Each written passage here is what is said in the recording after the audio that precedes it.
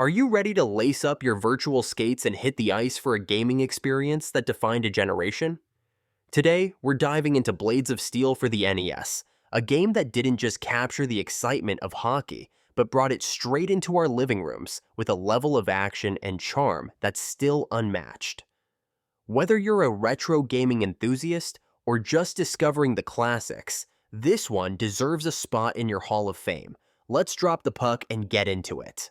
When Blades of Steel hit the NES in 1988, it did more than just recreate hockey. It redefined how sports games could feel on a console. From the moment you fire up the game, you're greeted with that iconic title screen and synthesized voice declaring, "Blades of Steel." It was an instant hook, setting the stage for a high-energy experience that felt ahead of its time. The presentation alone made it stand out from other sports titles, with its crisp graphics, smooth animations, and a soundtrack that gets your adrenaline pumping. One of the game's biggest strengths is its gameplay. The controls are intuitive, and even though it's a fast-paced hockey game, the mechanics feel incredibly fluid. Passing, shooting, and checking opponents into oblivion. It's all there, and it's so satisfying. The balance between simplicity and challenge means anyone can pick it up and have fun, but mastering the game takes practice, especially when you're facing off against tougher teams in the later rounds of the tournament mode. Let's not forget what might be the game's most famous feature, the fights. That's right, Blades of Steel isn't just about hockey, it's also about settling scores on the ice. If you bump into your opponent enough times, tempers flare, gloves drop, and you're thrown into a one-on-one fistfight. For the NES, this was revolutionary. The fights add a layer of strategy and excitement, breaking up the action with a mini-game that feels perfectly integrated into the overall experience.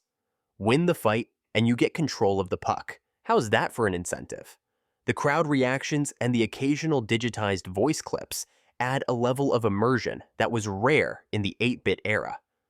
And then there's the halftime minigame, a quick break from hockey where you get to pilot a spaceship and shoot down enemies in a side-scrolling shooter. It's quirky, unexpected, and pure NES magic. What truly sets Blades of Steel apart, though, is its multiplayer mode. Playing against a friend on the couch takes the competition and fun to a whole new level. The thrill of scoring a last-minute goal or landing that perfect check to stop a breakaway is unmatched. It's one of those games that turns any gathering into a heated, laugh-filled showdown. Sure, the game isn't perfect. There's a bit of slowdown when too much action is happening on the screen, and the AI can feel a little predictable after extended play. But these are minor gripes in a game that delivers so much joy and replay value. It's a shining example of how less can be more, focusing on fun, addictive gameplay instead of trying to simulate every aspect of hockey. Blades of Steel isn't just a sports game, it's a time capsule, a reminder of when games prioritized fun over everything else.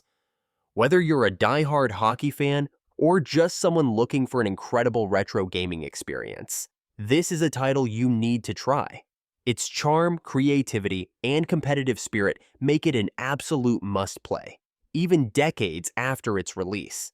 And hey, if you haven't experienced the thrill of winning a hard-fought match with the sound of cheering crowds in 8-bit glory, what are you waiting for? Thanks for skating down memory lane with me. If you enjoyed this review, hit that like button and subscribe for more deep dives into the greatest games of all time.